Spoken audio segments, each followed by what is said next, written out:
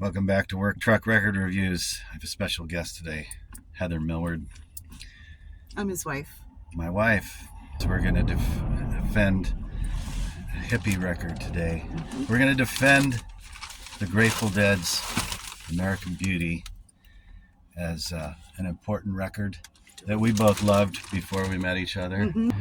We both discovered it the same year, 1987. I was 15 and you were 12, 13, 13. So for whatever reason that year we didn't know each other, but I was living in a different state, Montana. Both love this record, and I think if you are a fan of late era Byrds like Post Sweetheart and the Burrito Brothers, there's no reason you shouldn't love this record. It's a great country rock record. Yeah, and it's authentically great. Held up really well. Now, I know some people, including me, have a problem with just zonked out weirdos spinning around in concerts, you know, with vegetarian burritos in their gut. Right. And the whole tie-dye thing and, you know, the culture that goes along with it is a bit tedious. And extended versions of really good songs, yeah, but that didn't need to be 22 minutes long, or trying to tell somebody, hey, I really like the Grateful Dead, but them not realizing I'm talking about just a few records. They're like, do you like this version of Dark Star from Winterland in 1972? Like, no, it's 25 minutes long. Go ahead and roll Box of Rain while we talk about how great the Dead were. Well, Pigpen was alive, right? So I think the key to the Grateful Dead's greatness is Pigpen, Rod McKernan's life term, the extent of his lifetime. That scene in Freaks and Geeks, when she puts on this record, she just gets that, oh my God, what's her name? Other Freaks and Geeks. I can print it down below. Yeah. The look on her face when she first hears this song is the same look I had on my face in my little bedroom in Montana. Oh shit, this is so pretty. It kind of makes me feel the way that I felt when I heard 100 Years From Now. You know. So I actually went to see the Dead in 1988 with my sister down in Laguna Seca in Monterey, California. And that's where I saw face to face all the weirdos. Zonked out weirdos doing twirlies. Yeah, I was 16 that summer, and you know, Adrian was a pretty dedicated Deadhead, and we went down there to sell nitrous. We had a tank. We were selling nitrous hits out of balloons, and everybody was calling each other brother this, brother that, and I said, not your brother. And Adrian shushed me, like, kind of maintain in the Be culture. Cool. Be cool, brother. I'm not anybody's brother, except for hers. Well, you're four people's brothers, but yeah, I am a brother. We went down to Target last night looking for that new colored vinyl, Meet the Beatles. That's, blue. Yeah, sold out, but this was there for $16, and it's colored vinyl, so you gotta check this out.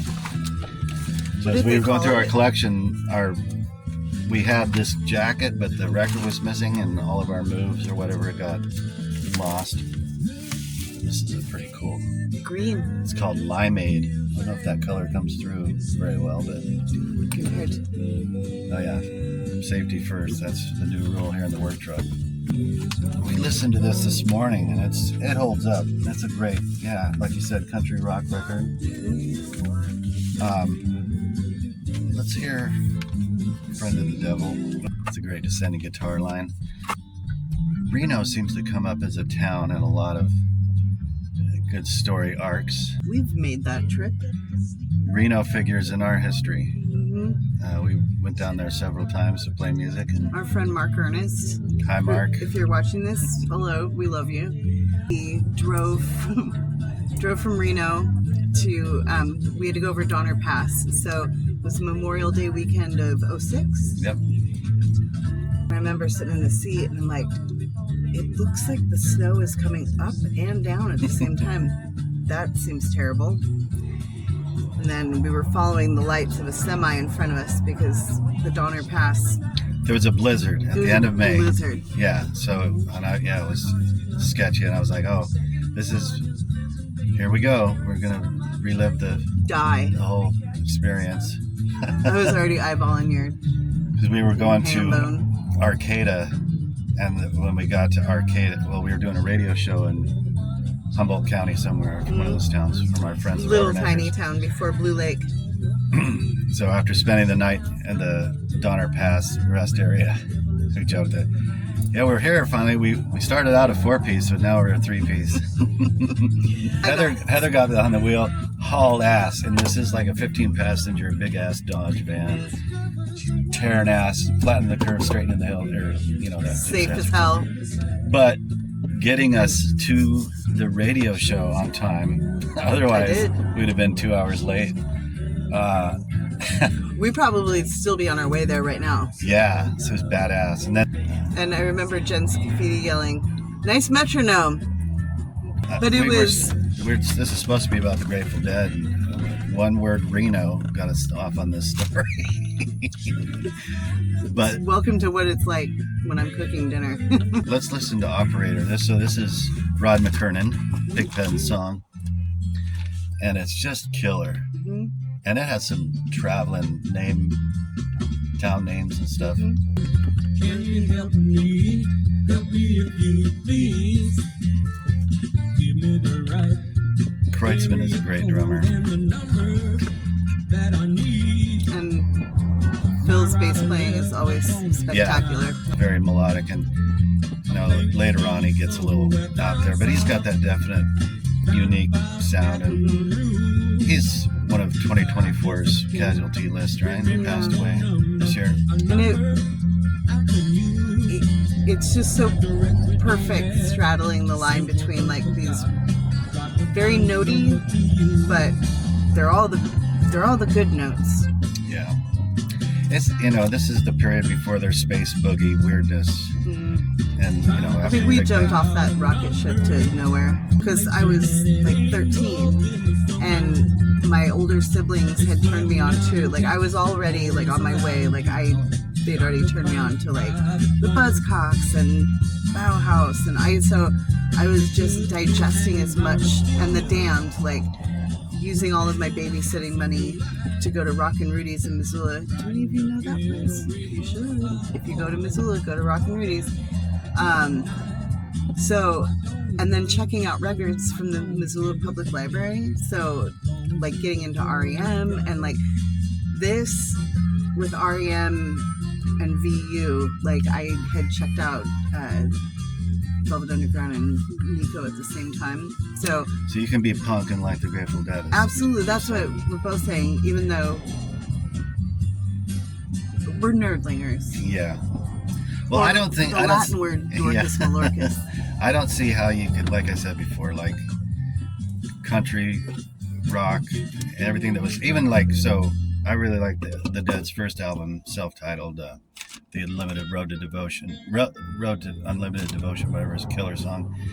And so that, the early psychedelic, garage rock sort of sound is killer. I mean, it's right in there with Jefferson Airplane and Quicksilver Messenger Service, so, It's funny that you bring up the Jefferson Airplane, because, which Ingrid Simone's record that I have, we can look it up and then it'll probably show up down here. You'll find the record I'm talking about. It just is on the tip of my tongue, but came out in 87. They did a cover of Somebody to Love, which is a really killer cover of that. So I also got that record that year too. Oh. Mm-hmm. Interesting side note about old Heather Millward. Candyman's a great song, and you know what? I always think of that article from The Onion about a ferret trying to escape after its owner attempted to play Ripple on an out-of-tune guitar. So this is one of those songs I learned early on. In that first folk rock band I was in, that's Syzygy. this is a great hammer-on lesson. Ripple, the arpeggiated hammer-on chords. It's good. This is probably, next to Truckin', maybe the two most overheard songs of this record. I had discovered Highway 61 Revisited around the same time too, so started fanatically listening to Dylan. 85 was my Dylan deep dive, so I was 13. So same age, yeah. Same age, different year. Whereas and weirdly, Jethro Tull's Aqualung, like I got a copy of that and I was like, I can't. I don't share that with you. That's okay. More flute for me. I think that the common thread with all the songs in this album is sort of really a pop sensibility. I mean, I hate saying that, it sounds so pretentious, but all the hooks are right there, like every song is radio ready, or how to, just very self-contained 3-minute. I know there's some long ones, but I have to say, hookless songs. And there's no self-indulgence in this record. I would say they don't go off on a thing. And Working Man's Dead is kind of the same way, but I don't love that album as much. This same. I mean, same with you. Yeah, that's like number 2. Well, because Box of Rain took my breath away. Yeah, there's just... And it wasn't... Box of Rain has the chord progressions that, like, really grab my attention and I sit down and I remember 16 or 15 trying to figure them out, and I got spun around, but... So you wanted to slap him and Neil Young for the same reason, well, but different... Right. It's like, why do you have to take all the good notes? Well, Neil Young and Gene Clark from the Byrds have chord progressions that are tricky. Neil Young's probably the trickiest because some of those chords I don't even know how to finger. Nobody wants to hear me sing along. They'll say, who's singing this? And I'll say, it's a Grateful Dead. And they'll say, let him do that. So as long as we're copping the things that we love that are uncool, widely panned. Yeah, the things that are supposedly uncool to like is, I like the Doors, man. I'm just gonna say it. Yeah. I like a lot of deep cuts on some Doors albums. In the same way, and I get like wanting to make fun of them because obviously Morrison was, speaking of self-indulgent, and I don't think he's some like, brilliant poet. I just say I like the songs hit right with me when I was 15, and now at 53, I still dig them as a garage band. Like they're some of the first album and Strange Days. There's some cool garage rock going on. Ray Manzarek's fucking great. He's sounds killer. Keyboard player. Well, and I'm sorry, Densmore is cool, jazz drummer, and Krieger is a great guitarist, plays without a pick. The combo is cool. I know I don't love everything they did, but I like the Doors. As an Apocalypse Now fan, I still really love the end.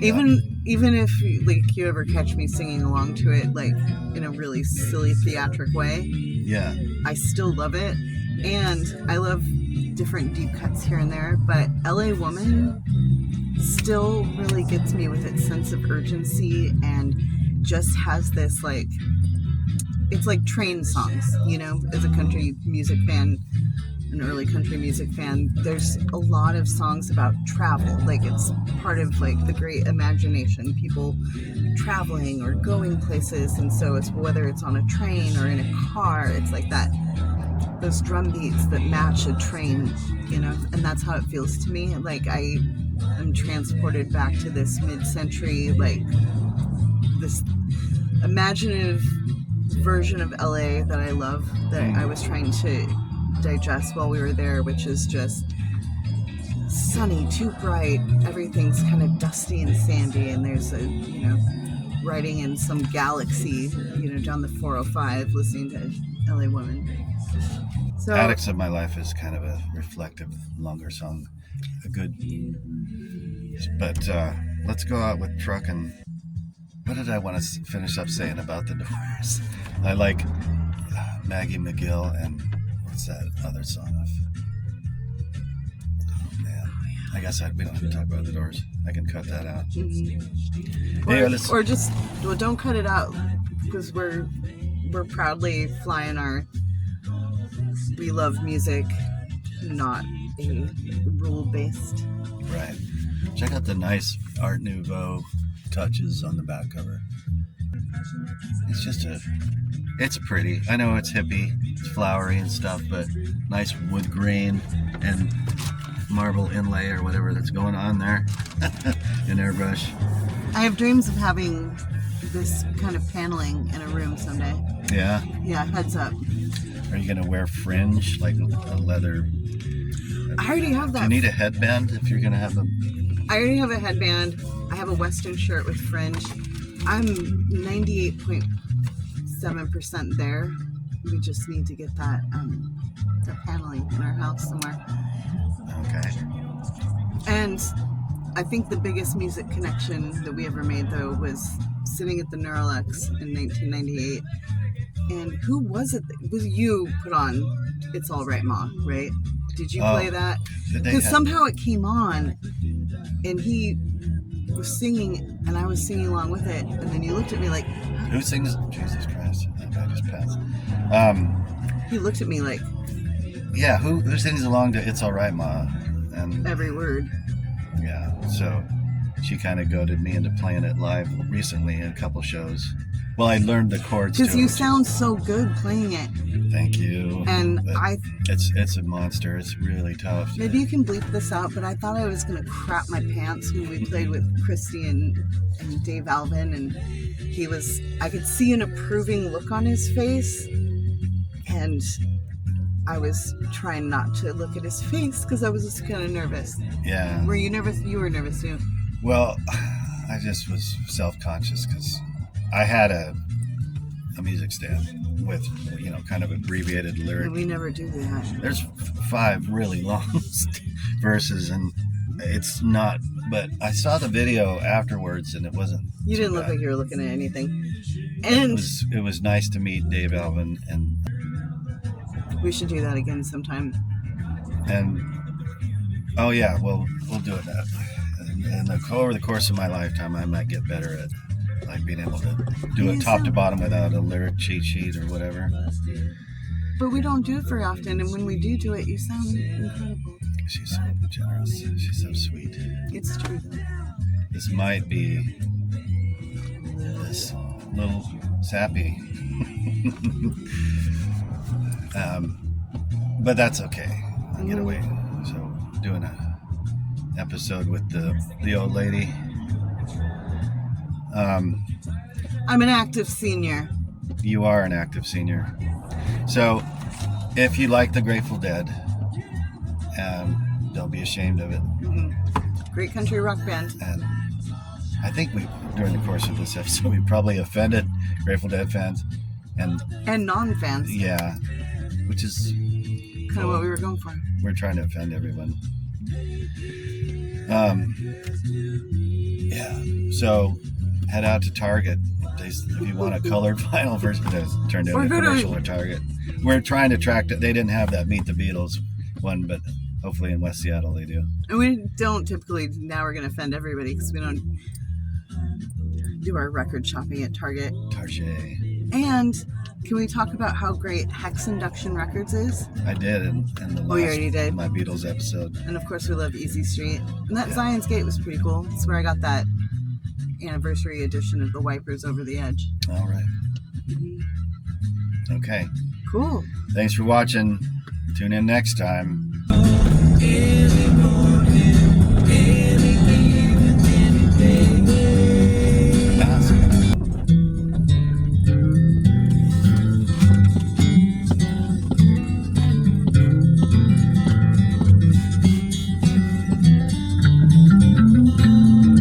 That's the sound of our punk rock truck going on the toilet.